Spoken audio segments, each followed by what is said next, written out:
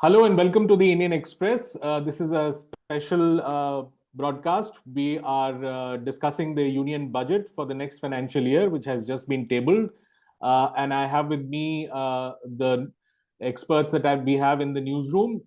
Let's start very quickly by hearing what are the first thoughts about the budget. Let me invite, first of all, Harish Damodaran, who looks at the agriculture and rural affairs in particular.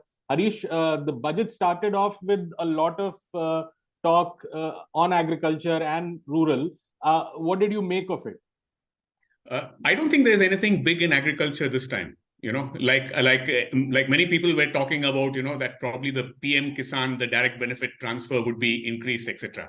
But which did not happen. In fact, I think the PM Kisan, the budget has been actually to about, I think, 60,000 crore.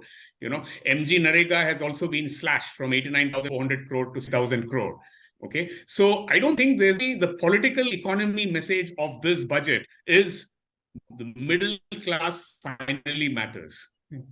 So far, I think the Modi government during its tenure, whatever, 8.5 years, I think they were focusing more on the poor, the vulnerable, the farmers, and corporates. I mean, as cynics would say, the first lot bring the votes, the last lot bring in the notes, right? I mean, the middle class was sort of squeezed in between. They were getting nothing from this. So I think a lot of messaging in this budget is for the middle class, and though I haven't analyzed the tax proposals per se, but I think this is largely meant for the middle class, and probably the context matters, because I think there are a lot of job layoffs happening.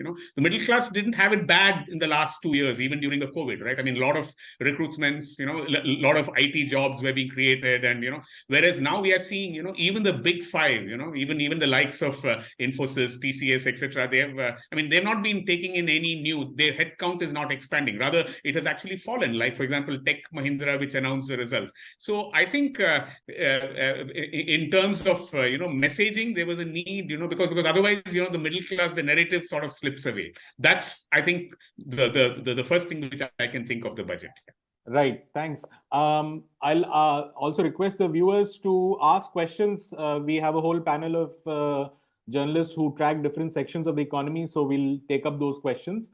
And we'll get to the tax bit. I think our colleague Sandeep will have more to say on that. On the big picture, it seems like the government's larger strategy of going for capital expenditure, pushing it money through capital expenditure, and containing the fiscal deficit has largely been the same. So, Ishan, what is your take on broader take on the budget? What do you think? So the three big points would be they've ramped up capital expenditure. That's in line with their philosophy of the last few years. They've maintained the fiscal deficit. They brought it down by 0.5%. The finance minister has reiterated the glide path. And as Harish said, the tax proposals. These are the three big broad takeaways. The budget documents, if you look, also have said that they're projecting a nominal GDP growth of 10.5%. Right? So if you assume the inflation at about 4.5% over next year, that means it is slightly more conservative than the 6.5% that the economic survey had assumed yesterday. So it would seem that they have been slightly more pessimistic than what the economic survey was projecting for growth this year, for next year. Right. Great. I mean, that is a very interesting point, because I think for most part, the strategy has been to sort of minimize the role of the government per se and use it to switch capital expenditure from revenue to capital, and hope that the private sector comes to the party and creates job. But do you think that this budget actually incentivizes enough the private sector to sort of finally, one of the sentiments in economic survey yesterday was that we are on the precipice, as it were, of a revival, a robust revival. Do you think this budget aligns with that? Will it create that kind of a thing? So, a couple of points. The economic survey does make the point that the twin balance sheet crisis, which had been festering for some time now, seems to be behind us, right? So corporate and bank balance sheets are in much better position than before. So to that extent, what it argues is that we are on the cusp of a credit cycle of an investment pickup. Whether that materializes will depend upon a host of other factors, right? There's uncertainty in the economy, there is how capacity utilization plays out, how domestic demand plays out, and more importantly, what happens to exports in the global economic scenario that we are in right now. So a lot of these factors are going to play out. And there is some evidence that there's a pickup in private sector investments, but it's more skewed towards a few sectors, right? It's not broad-based. There aren't enough indications of that. So for that, we'll have to wait and watch. Right. And one of the things that we realized when we were talking to economists like Pranjal Bhandari is that a lot of the private sector investments that have happened are of a nature where they're replacing the older the lot. So it's not exactly fresh investment really increasing the production capacity. So that's also an issue. Let me bring in Aanchal. She would perhaps give us some understanding of what's been happening on the green energy push, because we heard a lot of the speech on green initiatives. Aanchal, what's your take on that? Right. So yeah, a lot of focus has been given to green energy. This time, the budget has given an outlay of 35,000 crore for energy transition investment. It will be about priority capital investment towards energy transition. That's what the FM said. The government has already announced its national green hydrogen mission. For that also, there's an allocation of 297 crore for the next fiscal. And she also announced setting up of battery storage capacity of 4,000 megawatt in India with viability cap funding. They are aiming for a production of 5 million tons of green hydrogen by 2030. She also announced a green credit program, which she said will be notified under the Environment Protection Act. So there's a lot of focus push that we are seeing from the government side, a very conscious push towards green energy, and government will be working towards it. It also announced battery energy storage systems with capacity of 4,000 megawatt through 18 viability gap funding, which is also an important announcement from their side. Okay, thanks a lot, Achal. Vaidi, if I may come to you, what's the big picture thing that you see? What sort of sprung out for you? Couple of things very quickly, if I may just say three things which I thought were very striking to me. One, that the NDA government under Modi doesn't require budgets to win elections, in the sense that this budget doesn't give you any idea that a election, Lok Sabha election, is just 1 year away, right? So they haven't really splurged. So you would find some couple of interesting schemes which are focused on traditional areas, but they are not like huge spends. That was number one.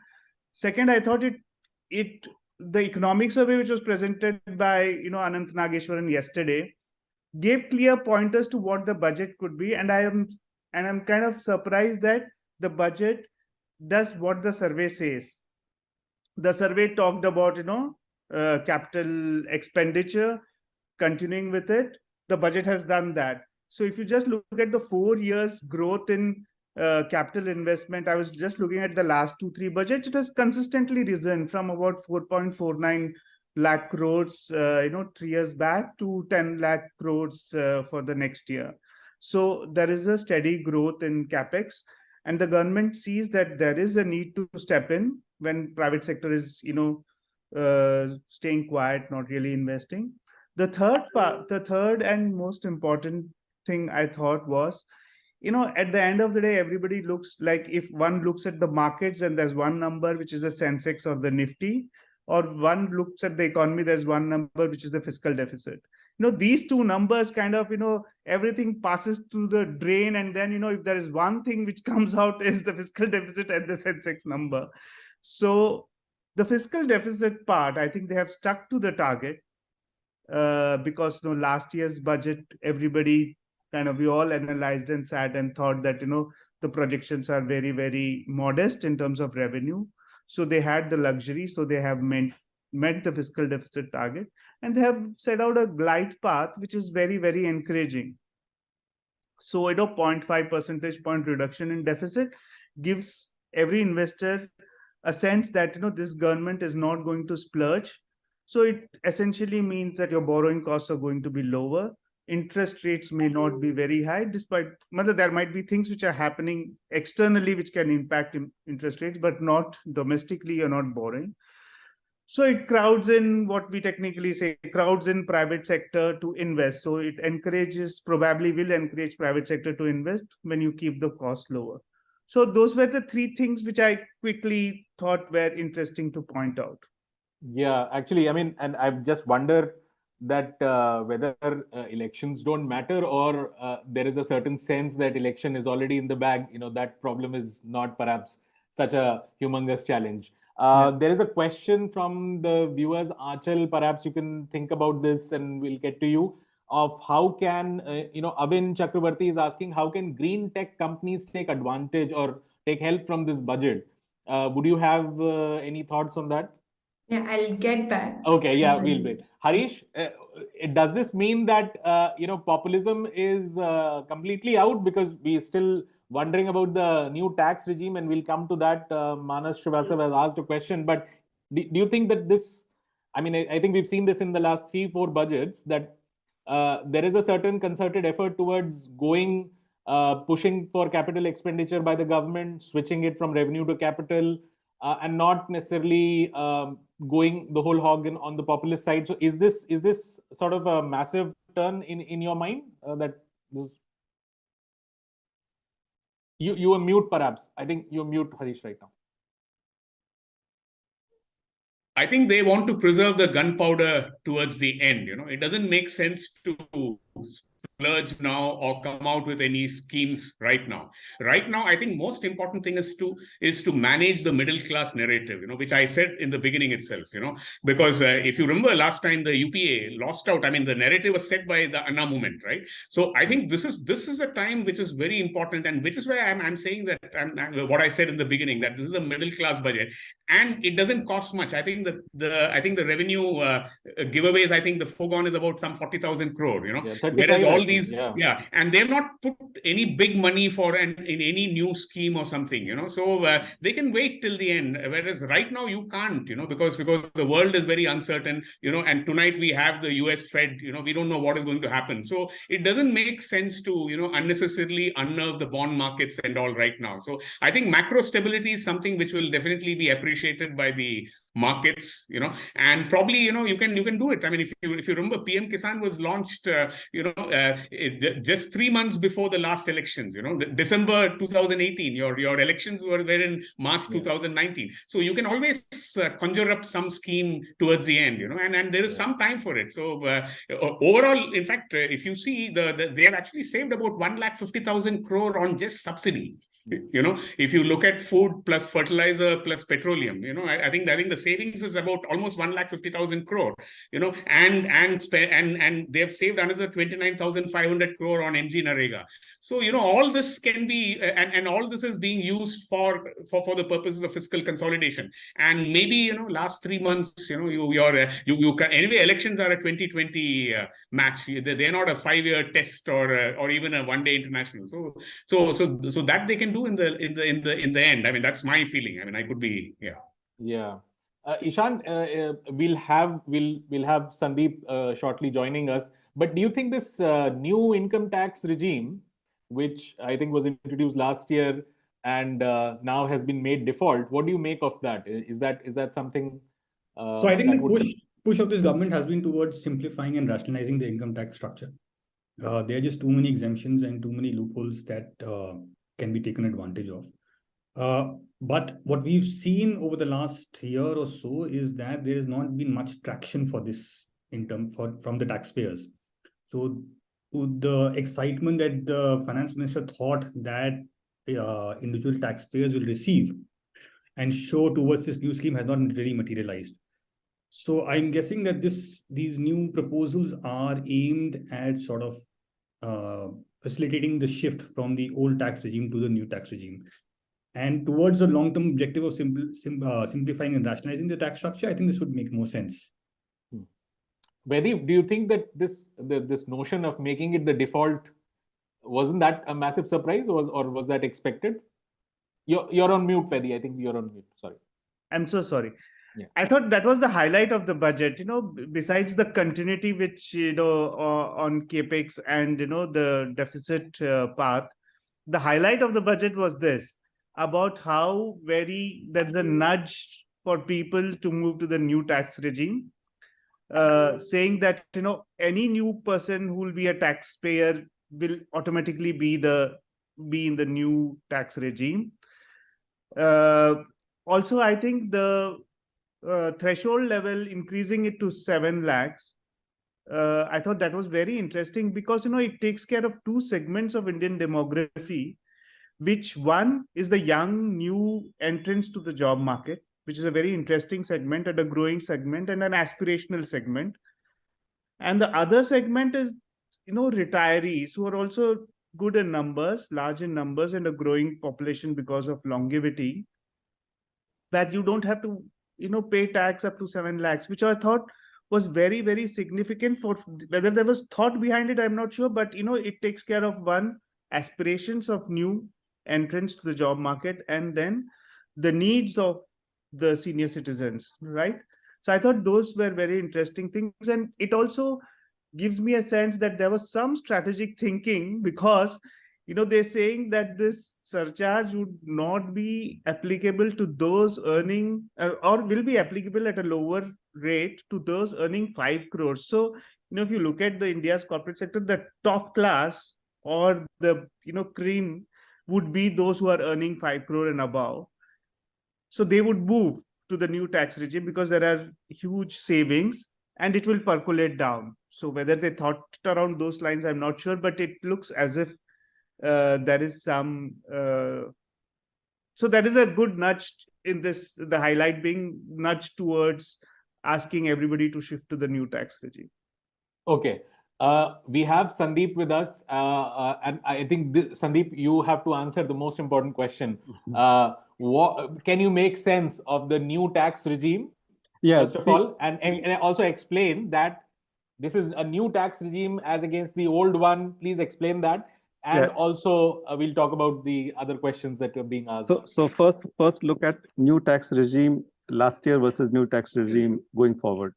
So there is because of the change in the tax slabs, there is benefit of up to rupees 37,500 per annum for all individuals up to rupees 15 lakh and above. So the benefit for, say, those earning up to 3 lakh till 7 lakh, it's anyways exempt, rebate, but that is only for people who earn below 7 lakh.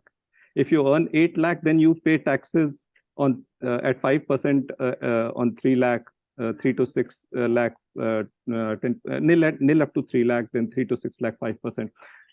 So because of the change in the slabs, if you earn up to 3 lakh, now the benefit is 2,500, 3 to 6 lakh, 7,500, 6 to 9 lakh, 15,000, 9 to 12 lakh, 25,000, and 12 to 15 lakh, 37,500. This is the cumulative benefit.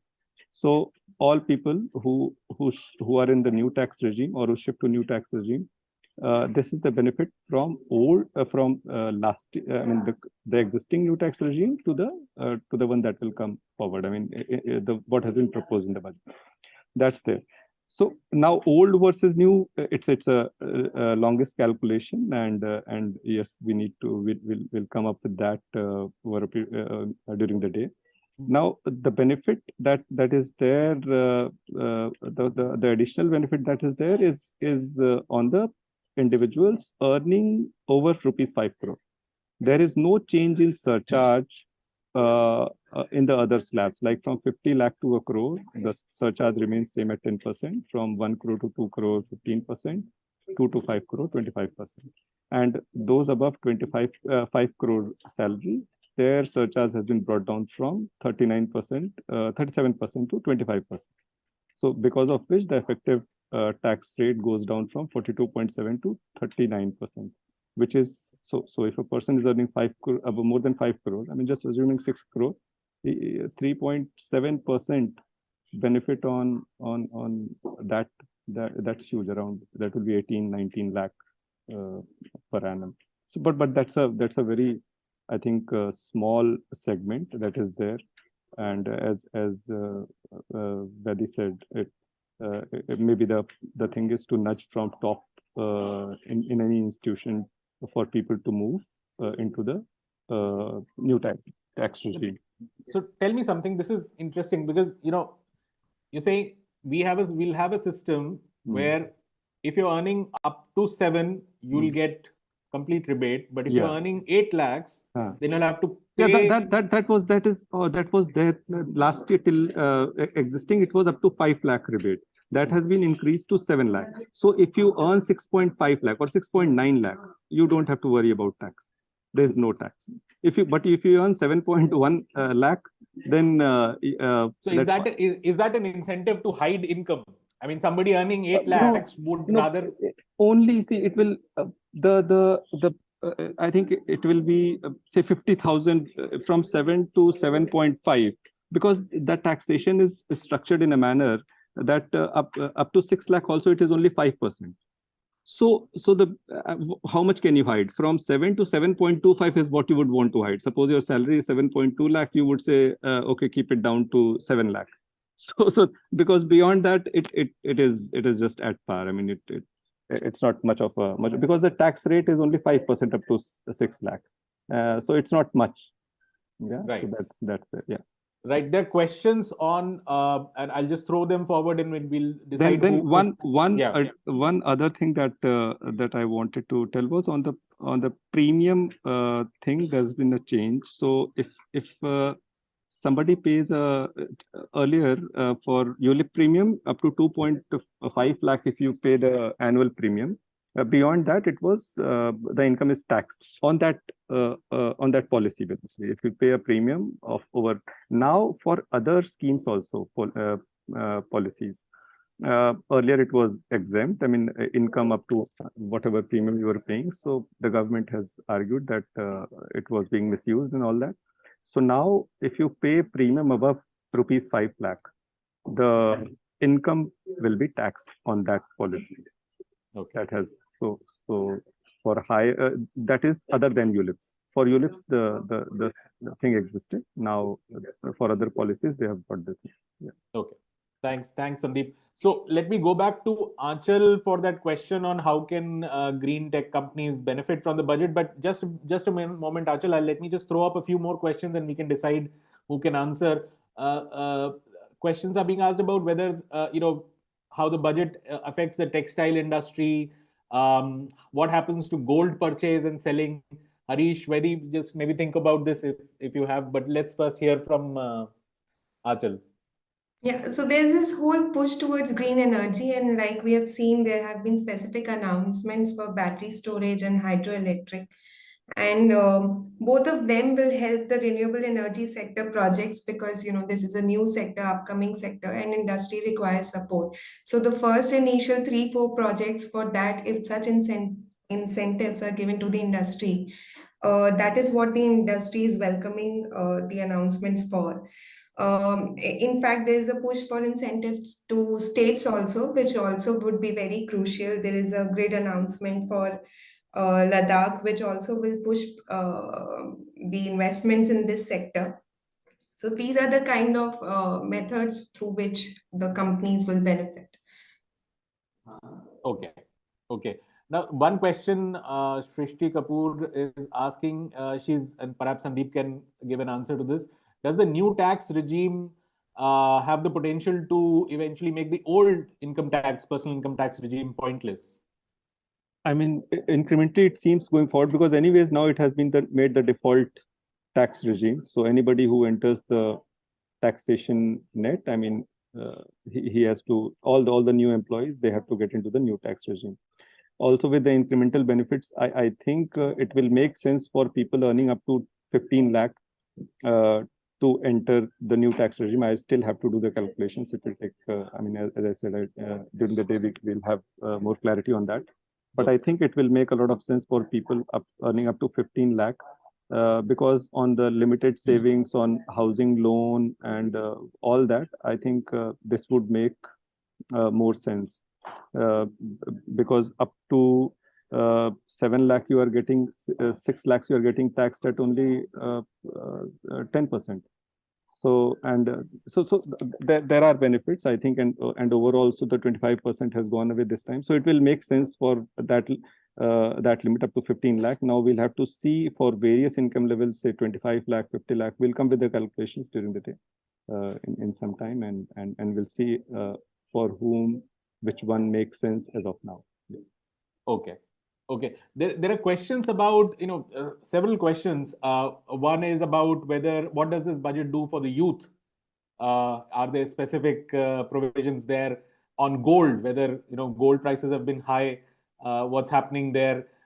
Any takers on that? Vaidi, Harish, Ishan?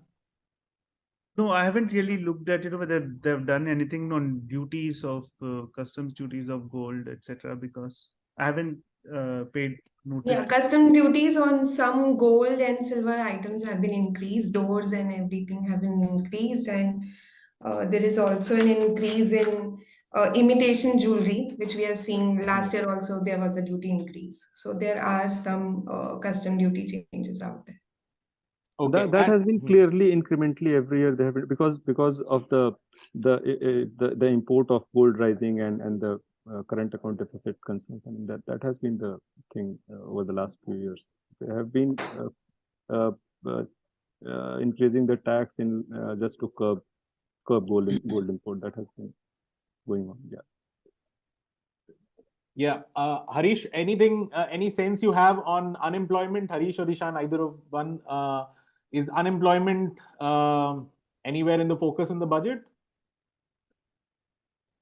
I think they are laying bets entirely on capital expenditure going up, because we know that there is no stimulus from the external sector, right? I mean, including IT and these things, and plus probably startups and all these things. We don't have that kind of money available, right? I mean, there's a liquidity problem. So I think everything depends now. I think they are very clear that they are looking at a recovery based on domestic investment. I mean, it'll be a domestic investment propelled recovery, and probably, I don't know, maybe more of manufacturing and those kind of things. And the government has stepped up capital expenditure, and probably now they expect that the private sector also will come in, because their balance sheets are far better. The banking systems, whatever, their bad loans have been cleaned up to a great extent. So I think it's purely a bet on domestic capital formation, and then like what Vaidi said, I think that's very interesting what he said. I mean, if a youth who's earning, he doesn't have to pay any tax up to 7 lakh rupees. 7 lakh rupees a year is more than 50,000-60,000 rupees. It's a feel good, right? I mean, I earn 60,000, I don't have to pay any tax. So I think that's a very big spur. I mean, from a youth point of view, for all the new job entrants. But otherwise, I don't know. I mean, at least IT sector and all looks like, I mean, going by the data which the big five have, if you go by the results, the headcount hasn't gone up, right? I mean, I think it peaked at around 16 lakh for the 5 firms, and I think it's come down a little bit. Yeah. Ishan, I just want to add to that. The fact that they have brought down the Narega budget from about 90,000 crores to 60,000 crores. I mean, that itself tells you that they don't see demand for Narega to the extent it was there this year or last year. So that's their expectation. I mean, it may or may not be true, but that tells you about what Harish was saying, that they are banking on something else, right? They are not banking on government's revenue expenditure or Narega, through Narega, to give jobs. So that seems to be the strategy. Yeah. I think that's quite remarkable. Now, on one end, I'm just trying to put two things together. Like on one end, they're saying that they need to create 10 lakh jobs, which was clearly a poll kind of outlook. Chunav aa raha hai, there are no jobs, and there is some anger in the people about jobs.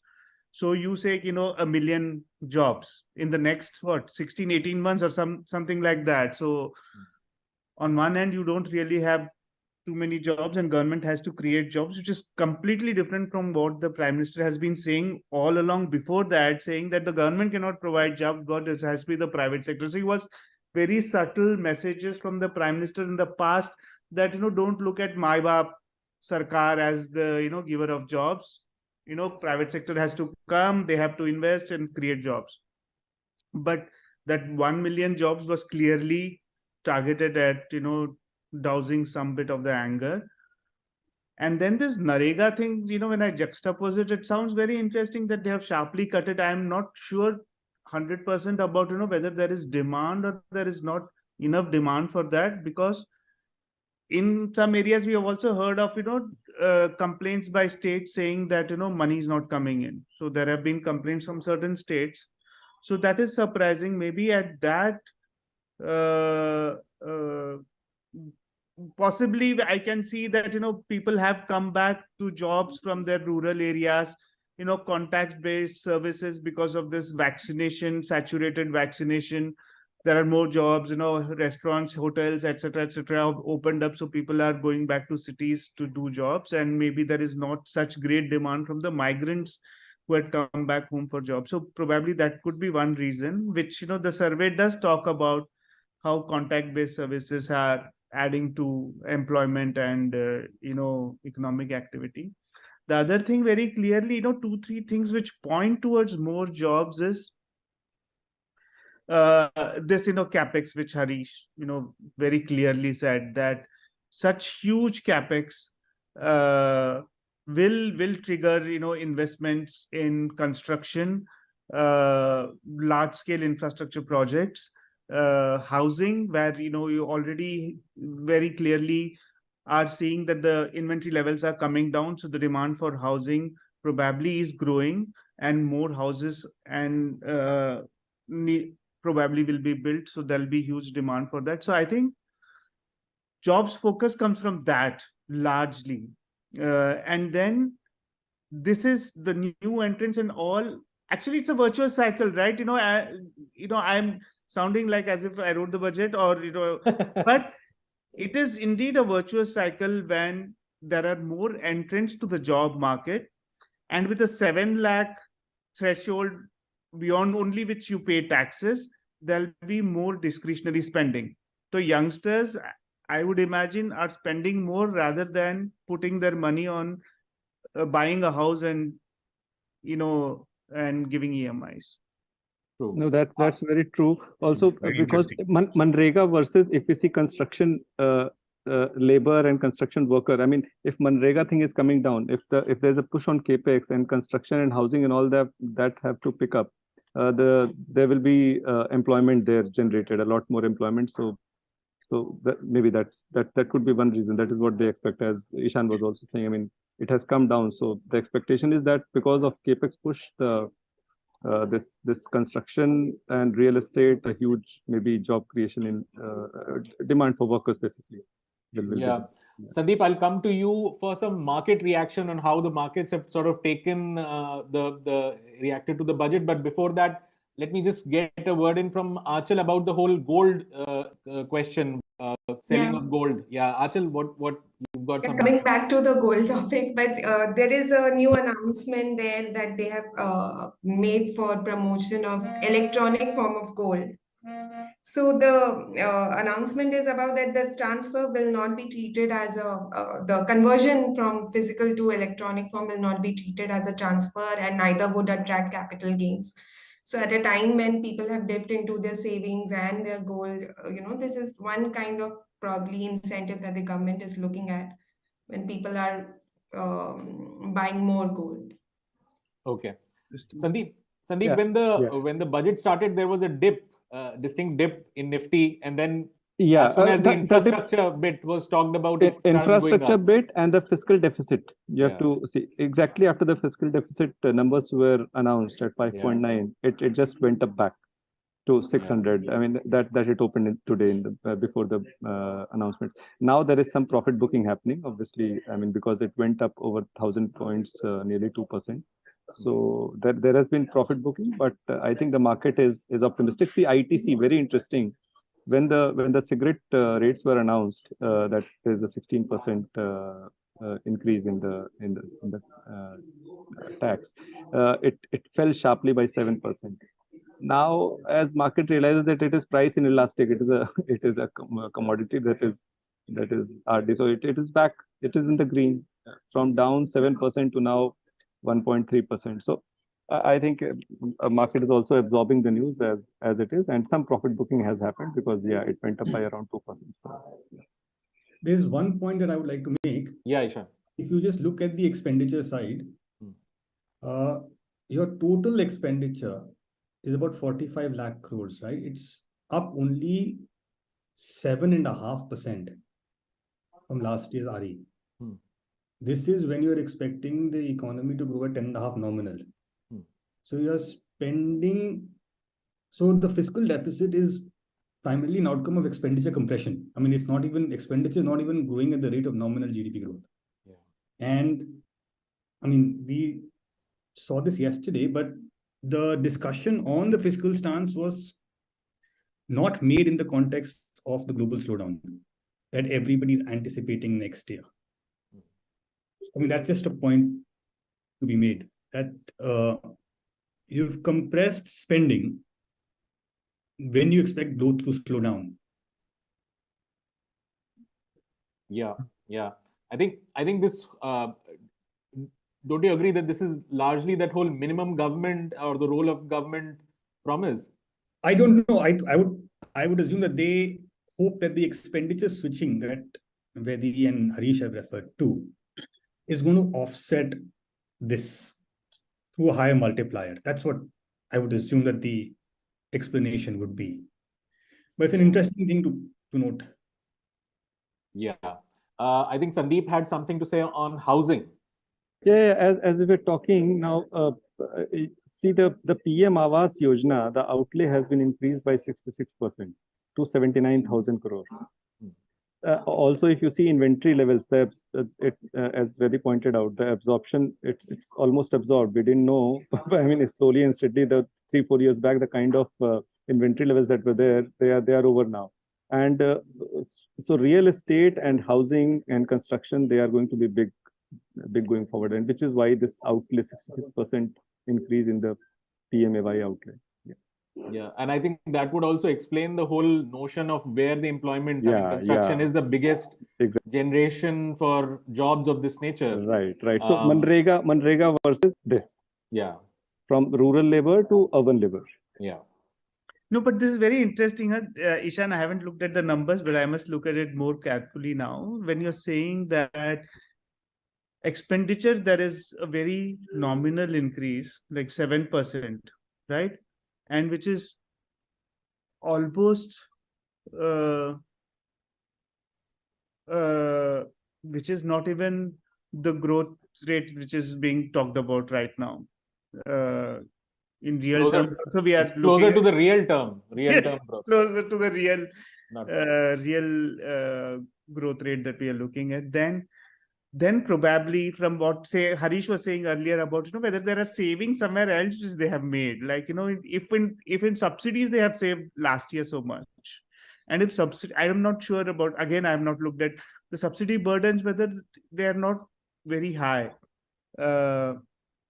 then probably they are this expenditure rationalization and compression at right places, probably. I don't know, one has to look at that. Could be interesting to see whether it's really an expenditure budget then, right? If there's such a small increase in expenditure size, then it is all about compression of expenditure and right sizing of expenditure, so to say.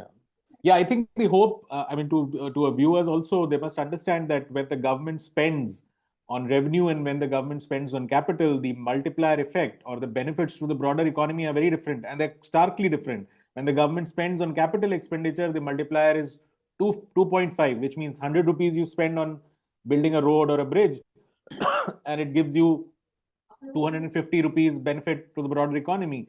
And that is where perhaps the GDP will go up, as against maybe spending on revenue, which is salary, pensions, and everything everyday expenditure. So I think the expenditure switching is what is allowing them to do a compression on the overall expenditure and hoping that the GDP will still rise.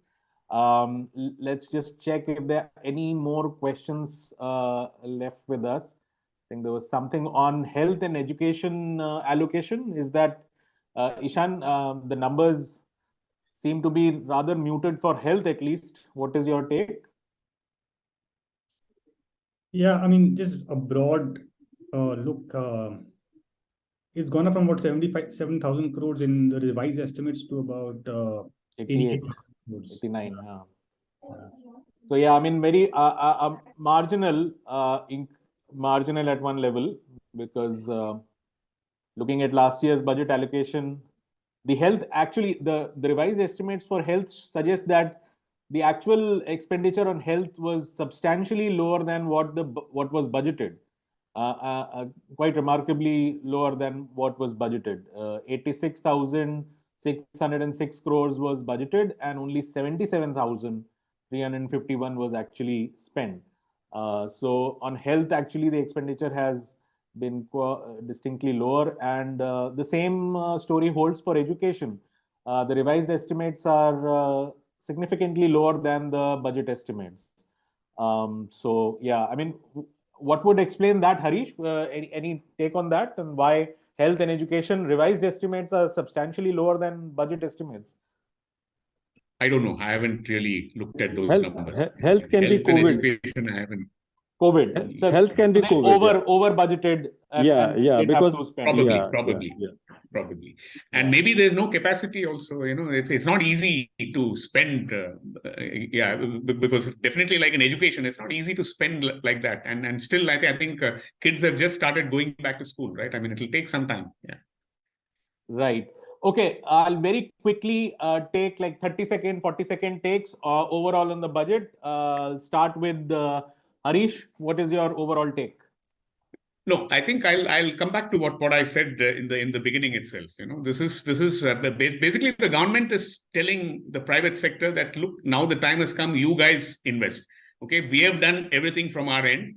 We took care of the poor during the worst of the crisis, right? And even in this budget, we have budgeted a capital expenditure of 10 lakh crore. There's nothing more. We have reduced your corporate tax, right?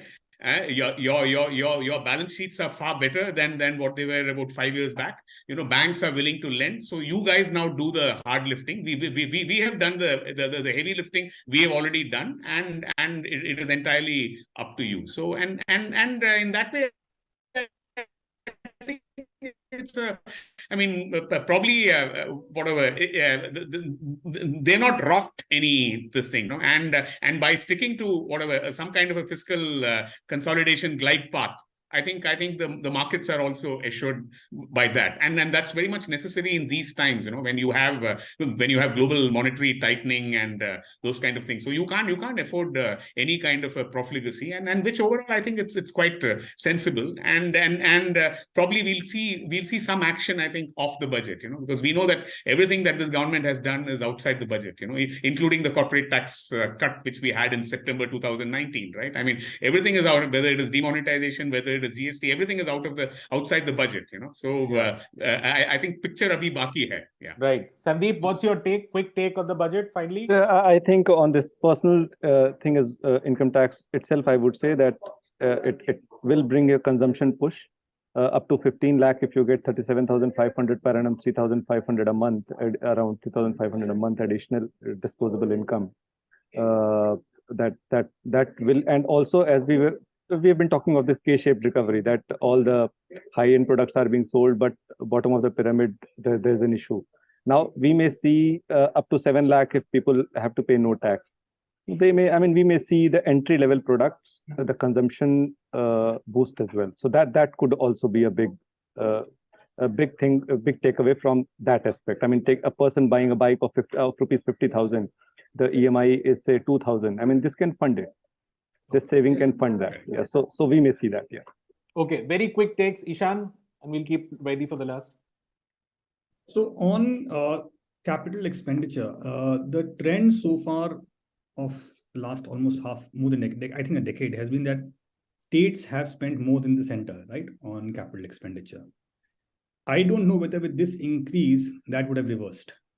States are obviously going to present their budgets in the coming weeks, but I would think that the center has really ramped up its capital spending this year and the next coming year. So put together, let's assume that states are allocate a similar amount, right? I mean, it's around 60% of total government spending is on by states, but let's assume if the states allocate the same amount. That means about 20 lakh crores or roughly would be general government capital spending in the economy in 2023-24.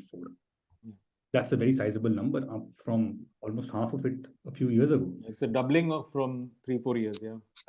Absolutely. So that's a very sizable push from the government, given its finances, right? Given the last 3 years of the pandemic, the financial position, its constraints, its need to spend on food, on fertilizer subsidies and all that, right? So that will be a very, very big push from its side, given its constraints.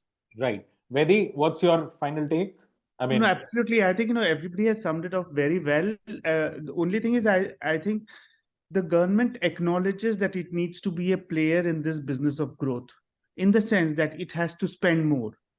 I think, still it is not yet sure whether the private sector is going to kick in. It wants to do everything for the private sector to draw courage to come and invest, but it is not sure, because there are many things which are still unknowns, and the government is not really invested heavily on the risks that the external front presents before the Indian economy, the challenges, right?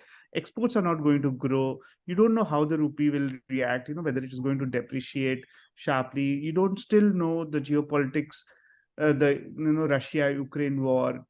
I think the other big factor which, the budget is not really concerned about is this opening up of China. China opens up, I was talking to people who went to Davos. Everybody was saying, boss, we are thinking of, China plus one strategy of the West, etc. It's all bunkum. They say that China opening up, everybody moves to China to invest. So let's not think that all investment will come to India just because, China plus one strategy. I don't think that is happening so easily. So I think the government is very clearly focused. I have to step in. I have to invest more. As Ishan said, in 3 years, from less than 5 lakh crore to 10 lakh crore is a massive ramp up. Second, for states, they want states to continue with their capex. That 50-year loan continues. So I think they want states to complement their capex. And I thought the highlight, as I said, in this budget was this movement towards a new tax regime, which is simpler, without exemptions, which is, I think we underestimate the impact of a simpler tax regime on the larger economy, because the paperwork, accounting for exemptions, etc., is a painful business. So I think this is a more cleaner way. So I think growth focus and fiscal consolidation, I think that is kind of very clear in this budget. Right. So, I mean, by the looks of it, I mean, it doesn't rock any boats, but whether it lifts all boats, that needs to be seen. That remains to be seen. Thank you all for joining in this special broadcast, and keep